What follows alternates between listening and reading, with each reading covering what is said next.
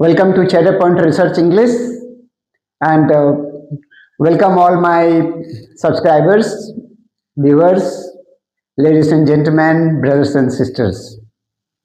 Today we are going to be the master of universal noun, and it is the first time that you will understand through the Chatter Research English 16 kinds of nouns you have to just see. Later on I'll explain you topic by topic, but at a glance you have to understand 6 naming words of what? Place, person, things, materials, emotions, and sometimes the position and relationship also. Okay, so all 16 kinds of nouns at a glance you see. तो पूरे ब्रह्मांड में जो है संज्ञा के जो पहलू हैं वो 16 तरह से आप समझ सकते हैं, है ना। तो आप लोग जनरली पढ़े होंगे 5 तरह का संज्ञा, लेकिन एक्चुअली क्या है ना कि सब में कुछ कुछ सिमिलैरिटी और डिसिमिलैरिटी है, कुछ कुछ रीजंस है जिसकी वजह से जो है ना उसको 16 भागों में बांटा जा सकता है। तो आइए 16 तरह के संज्ञा को हम लोग समझते हैं। तो पहले तो आप ये देख लीजिए कि क्या है। द नेमिंग वर्ड है ऑफ व्हाट? टेंजिबल और इनटेंजिबल, है ना, जिसको आप छू सकते हैं या नहीं छू सकते, देख सकते हैं या नहीं देख सकते, मुंडेन और इन मुंडेन, है ना। कुछ दिखता है, कुछ नहीं दिखता है, कुछ को आप छू सकेंगे, कुछ को आप छू नहीं सकेंगे। तो ऐसे तमाम जो चीजें हैं इनफैक्ट, और कुछ तो चीजें नहीं है, वो केवल भावना है। तो वो सॉलिड भी हो सकता है, लिक्विड भी हो सकता है, गैस भी हो सकता है, उसका एक बॉडी भी हो सकता है फिजिकली, और कोई इमोशन भी हो सकता है। वो उसको आप गिन भी सकते हैं, काउंटेबल भी है और अनकाउंटेबल भी है। वो स्पष्ट हो भी सकता है और जनरल भी हो सकता है ना। वो एक वचन भी हो सकता है, बहुवचन भी हो सकता है, सिंगुलर भी हो सकता है और प्लुरल भी हो सकता है। इज कॉल्ड नाउन, है ना, इज कॉल्ड नाउन। तो अब इसमें यह समझना है कि जितने भी सेंस ऑर्गन बेस्ड जितने भी एग्जिस्टेंस है कैन बी इन स्टेटस, और ये तमाम स्टेटस को जो है हम नाउन कहते हैं, है ना। तो कोई ना कोई एक स्टेटस है, कोई ना कोई एक रूप है, कोई ना कोई एक एग्जिस्टेंस है जिसका एक आप काल्पनिक रूप से या भौतिक रूप से, दैहिक रूप से या भौतिक रूप से यदि उसका एक नाम आप दे सकते हैं, चाहे वो इमोशन हो, चाहे वो काम हो, चाहे आप उसको व्यक्ति हो, वस्तु हो, स्थान हो, भाव हो, एक नाम होना चाहिए। ठीक है, तो आप देखिएगा डायरेक्टली इनडायरेक्टली दुनिया में ऐसा कोई चीज नहीं है जिसका आप नाम नहीं दे सकते हैं। तो everything in the universe is noun, है ना। वो टेंजिबल हो सकता है, इंटेंजिबल हो सकता है। तो देखिए यहाँ पर मैंने लिखा है there are 16 kinds of universal noun. बाद में मैं टॉपिक को अलग अलग तरह से एलाबोरेट कर दूंगा, बहुत अच्छा से क्लियर कर दूंगा, लेकिन पहले आपके दिमाग में बैठना चाहिए कि 16 पहलू जो है टेंस का क्या है, ये नाउन का क्या है। जैसे प्रॉपर नाउन, तो क्या है ये? व्यक्तिवाचक संज्ञा। तो व्यक्तिवाचक संज्ञा आप किसको कहेंगे? तो वो स्पेसिफिक पर्सन, स्पष्ट एक व्यक्ति का नाम होना चाहिए, कोई जगह का नाम होना चाहिए, कोई वस्तु का नाम होना चाहिए, कोई ऑर्गेनाइजेशन होना चाहिए। जैसे हम शुभ कह रहे हैं तो ये कोई व्यक्ति का नाम है। धनबाद, ये स्पष्ट एक शहर का नाम है। चैटर पॉइंट स्पष्ट एक इंस्टीट्यूट का नाम है, और लायंस क्लब ये एक ऑर्गेनाइजेशन का नाम है ना। तो इस तरह से आप इसको प्रॉपर नाउन का नाम दे सकते हैं। कॉमन नाउन क्या है? ये जातिवाचक संज्ञा है।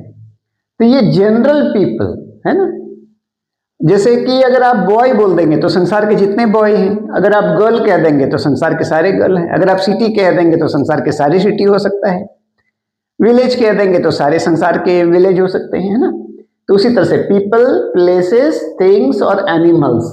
जैसे कि मैंने बॉय कहा, गर्ल कहा, कैट कहा, तो कोई पर्टिकुलर कैट को थोड़ी कहा, पूरी बिल्ली की जाति को मैंने कहा बॉय, या डॉग। तो जितने भी डॉग हैं संसार के, वो सारा चीज आता है, जातिवाचक हो जाता है। एब्स्ट्रैक्ट नाउन, ये फीलिंग्स, भावना को बोला जाता है, इसलिए इसको भाववाचक संज्ञा कहते हैं। कोई भाव का अगर आप नाम दे सकते हैं, चाहे वो फीलिंग्स हो, चाहे वो कोई आपका कंसेप्ट और सिद्धांत हो, हाँ, कोई आइडिया हो, क्वालिटी हो, कोई गुण हो, उसका अगर आप एक नाम दे सकते हैं, जैसे लव हो गया, ज्ञान हो गया, नॉलेज हो गया, है ना, एक आपकी भावना का नाम है सैडनेस, एक भावना का ही नाम है हैप्पीनेस, ठीक ना। तो ये सब भाव है, तो जितने तरह के भाव हैं आप इसमें सोच सकते हैं, आप गुस्सा वगैरह सब इसमें बोल सकते हैं, तो डिप्रेशन वगैरह सब जो है ना इसमें आ सकता है। यहां आपको कंक्रीट नाउन, ये द्रव्यवाचक संज्ञा, लेकिन कैसा द्रव्य को ये बताएगा, ये जो द्रव्य रेडी हो गया है ना। एक द्रव्य भी दो प्रकार का होगा, एक है कि द्रव्य से द्रव्य का निर्माण, जैसे लकड़ी से कुर्सी का निर्माण, तो हम कुर्सी को इसमें बोलेंगे रेडी प्रोडक्ट को, और उसको हम कंक्रीट नाउन कहेंगे। लेकिन जो जिस चीज से बनता है उसको हम मटेरियल नाउन कहेंगे, है ना, सॉलिड लिक्विड गैस हो सकता है वो। तो एनीवे कंक्रीट नाउन जो है वो आपका क्या, रेडी प्रोडक्ट के लिए आप इसको बोलेंगे, जैसे जिसको आप टेस्ट कर सकते हैं, जिसको आप देख सकते हैं, जिसको आप सुन सकते हैं, जिसको आप सूंघ सकते हैं, और जिसको आप टच कर सकते हैं, जैसे फ्लावर है, एप्पल है, म्यूजिक है, कार है, चेयर है, तो ये सब रेडी मटेरियल है ना। तो ये आपका क्या हो गया ना, कंक्रीट नाउन में ये आ जाएगा। अब यहां आ गया आपका कलेक्टिव नाउन, पांचवा तरह का जो है वो समूहवाचक संज्ञा।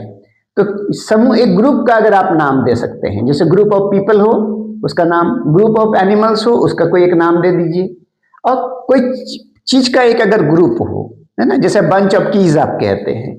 तो यहां पर देखिए बैच क्या हो सकता है, बैच स्टूडेंट्स का हो सकता है।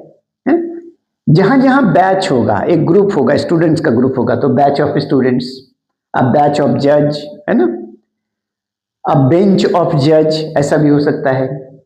तो फ्लॉक क्या है, तो हम क्या कहते हैं कि जानवर का जो एक ग्रुप होगा तो उसको हम लोग क्या कहते हैं, फ्लॉक कहते हैं, हर्ड कहते हैं। ट्रुप, जितने भी सैनिक से, सुरक्षा से संबंधित जितने लोग होंगे उसका अगर एक ग्रुप होगा तो वो ट्रुप होगा। टीम होगा, जैसे साइंटिस्ट का टीम हो सकता है, डॉक्टर्स का टीम हो सकता है ना, तो वो ग्रुप का एक नाम है।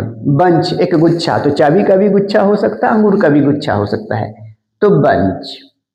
तो इस तरह से अगर हर तरह के एक ग्रुप का अगर आप नाम दे सकते हैं तो वो आपका कलेक्टिव नाउन में हो जाएगा। और काउंटेबल नाउन जो है वो क्या है, ऐसी संज्ञा जिसको आप गिन सकते हैं। तो वो जिसको आप गिन सकते हैं वो सिंगुलर भी हो सकता है, प्लूरल भी हो सकता है। जैसे अ बॉय, तो उसका प्लूरल क्या हो जाएगा, बॉयज। अ मैन, तो उसका प्लूरल क्या हो जाएगा, मेन। अ वुमन, उसका प्लूरल क्या हो जाएगा, वेमेन, है ना। अ टॉय, उसका प्लूरल क्या होगा, टॉयज। ओके, जिसको आप गिन नहीं सकते हैं तो वो अनकाउंटेबल नाउन है। तो ये मात्रा के अनुसार हम लोग जानते हैं, क्वांटिटी के अनुसार उसको एक्सप्रेस कर सकते हैं। तो एनीवे वो क्या है, यह मिल्क है, वाटर है, राइस है, फर्नीचर है ना। जैसे आप सैंड बोल दीजिए तो आप गिनेंगे तो नहीं, सीमेंट कहेंगे तो आप गिनेंगे तो नहीं। तो ये सब है अनकाउंटेबल नाउन। कंपाउंड नाउन क्या है ना, संयुक्त संज्ञा। ये दो संज्ञा को जुड़ करके एक संज्ञा बनाता है। जैसे क्लास एक है और एक टीचर है, दोनों मिल करके हो गया क्लास टीचर, वर्ग शिक्षक। डाइनिंग और टेबल, है ना, तो डाइनिंग टेबल, खाने का जो टेबल है। बेडशीट, है ना, बिछाने की चादर। रीडिंग रूम, तो रीडिंग भी है और रूम भी है ना। तो ये जीरंड है, भवाइन जी जीरंड का काम कर सकता है, ऐसी क्रिया जो संज्ञा, तो ये भी एक संज्ञा है और रूम है, तो रीडिंग रूम। इस तरह से दो नाउन मिल करके दोनों मिल करके अगर एक मीनिंग निकाल सकता है तो उसको हम लोग कहते हैं कंपाउंड नाउन, है ना, संयुक्त संज्ञा। मटेरियल नाउन, तो ये क्या है, धातुवाचक संज्ञा। ये रॉ, जितने भी धातु है ना, raw material, solid liquid gas हो सकता है, जैसे सॉइल, मिट्टी, फ्लोर, आटा, आटा से आप रोटी बनाएंगे और भी कुछ मिठाई वगैरह बना सकते हैं। गोल्ड, गोल्ड से आप हो सकता है नेकलेस बनाएंगे, गोल्ड से आप रिंग बनाएंगे। वुड, वुड लकड़ी, इससे आप कुर्सी बनाइए, है ना, विंडो बनाइए, डो बनाइए, तो ये सब आप हो सकता है। तो एनीवे ये सब जो है ना रॉ मटेरियल सब जितने भी आएंगे तो ये है आपका मटेरियल नाउन। पॉजेसिव नाउन, ये अधिकार का एक नाम देगा किसी व्यक्ति का और उसके साथ संबंध व्यक्त करता हो। जैसे लड़का का तो बॉयज, बॉय और अपोस्ट्रोफी एस है, तो ये हो गया बॉयज लड़का का। गर्ल अपोस्ट्रोफी एस तो हो गया गर्ल्स। अब यहीं पर हो जाएगा लड़कों का, तो ऑलरेडी एस है बॉयज, तो उसमें आपका अपोस्ट्रोफी एस के बाद होगा, तो हो जाएगा आपका बॉयज गर्ल्स, है ना। तो इस तरह से इसको हम लोग कहते हैं पजेसिव नाउन। राम्स, मोहन्स, सीताज, इस तरह के जितने भी आपके नाउन और अधिकार दोनों जब आ जाता है ना, तो उसको हम लोग पजेसिव नाउन कहेंगे। 2 प्लस वर्ब 1 को हम लोग इन्फिनेटिव कहते हैं, और वो जो है ना क्रियार्थक संज्ञा जो होगा, तो इन्फिनेटिव नाउन को हम लोग कैसे जानते हैं? इन्फिनेटिव को एज नाउन यूज करेंगे 2 प्लस वर्ब 1 को, तो क्रियार्थक संज्ञा। जैसे टू स्मोक इज हार्मफुल, है ना, तो टू स्मोक जो है यहाँ सब्जेक्ट का काम कर रहा है, किसी काम का नाम है जो कि ये हार्मफुल है, ठीक है। और इसी तरह का मैंने वर्ब आईएनजी उसका नाम हो जाता है जेरंट, तो वो भी नाउन की तरह काम करता है, तो उसको हम लोग कहते हैं वर्बल नाउन, क्रियात्मक संज्ञा। जैसे स्मोकिंग इज हार्मफुल, यहाँ स्मोकिंग सब्जेक्ट है, तो सब्जेक्ट ये नाउन एक्चुअली क्या है ना कि कभी सब्जेक्ट बन सकता है, कभी ऑब्जेक्ट बन सकता है, कॉम्प्लीमेंट भी बन सकता है ना, पूरक, वाक्य का पूरक भी बन सकता है। तो ये जो चीज है ये नाउन का इतना फंक्शन है। अब यहां पर देखिए मैस्कुलिन नाउन भी होगा, मतलब ऐसे संज्ञा जो केवल पुरुषों के लिए व्यक्त किया जाता है, तो उसको पुरुषवाचक या पुरुषलिंग संज्ञा कहते हैं। जैसे फादर पिता, किंग राजा, बॉय लड़का, अंकल चाचा। इसी का जो है फेमिनिन नाउन भी होगा, स्त्रीलिंग संज्ञा, तो मदर, क्वीन, गर्ल, आंट, है ना, माँ, रानी, लड़की, चाची, चाची मौसी जो भी है। उसके बाद में आपका कॉमन जेंडर का जो नाउन होगा, ये पीपल और एनिमल होगा, है ना, इसमें दोनों सेक्स को एक्सेप्ट कर लिया जाता है। जैसे स्टूडेंट, है ना, वो लड़का हो या लड़की हो स्टूडेंट, टीचर लड़की या लड़का, एनीवे मेल फीमेल दोनों को हम लोग टीचर ही कह देते हैं। डॉक्टर, फ्रेंड, तो ये सब जो है आपका कॉमन जेंडर नाउन है। और एक होगा न्यूट्रल जेंडर नाउन जो होगा जिसका सेक्स पता नहीं चले, दूर से अगर हमको किसी का सेक्स नहीं पता चल रहा है तो हम लोग उसको न्यूट्रल जेंडर कहते हैं। और जैसे लव, सिटी, आपका हाउस, कार, वाटर, ये सब न्यूट्रल जेंडर होगा। इवन कि बेबी को भी अगर नहीं पता चलता है ना, तो उसमें हम लोग क्या करते हैं, अगर वो मेल फीमेल कुछ भी हो पता नहीं चल रहा है, कोई जानवर भी मेल फीमेल हो पता नहीं चल रहा है, तो हम लोग ऐसे सेंस में अनजाने में ग्रामेटिकल एक एक्सेप्शनल लॉ है कि उसको मैस्कुलिन मान लिया जाता है, तो उसको हम लोग ही बोल सकते हैं। तो ये सब इसलिए है कि आप कंपटीशन में, स्पोकन में, रिटन में समझ के अगर आप रखते हैं तो आपको कभी भी कॉन्फिडेंस लो नहीं होगा।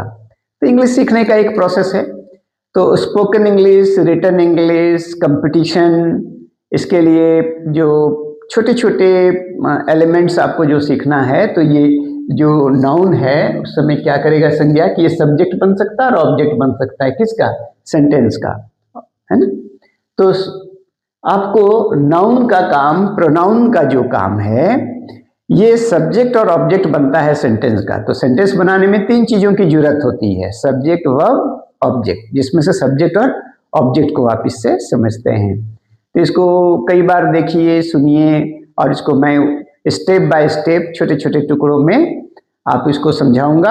अब बहुतों को लॉन्ग वीडियो देखना पसंद नहीं आता है, लेकिन एक बार समझने के लिए लॉन्ग वीडियो देखना चाहिए, और जिसको बहुत अच्छा से सीखना है तो टाइम थोड़ा देना पड़ेगा, 10 मिनट, 12 मिनट, 15 मिनट भी अगर आप नहीं देंगे, जो जिंदगी भर के लिए आपका प्रॉब्लम सॉल्व कर सकता है, तो ये ठीक बात नहीं है। इसलिए आप इसको देखिए, लिखिए, सुनिए, और ये ध्यान में नहीं रखना है कि किससे व्यूज बढ़ता है, किससे नहीं बढ़ता है, लोगों को फायदा होना चाहिए।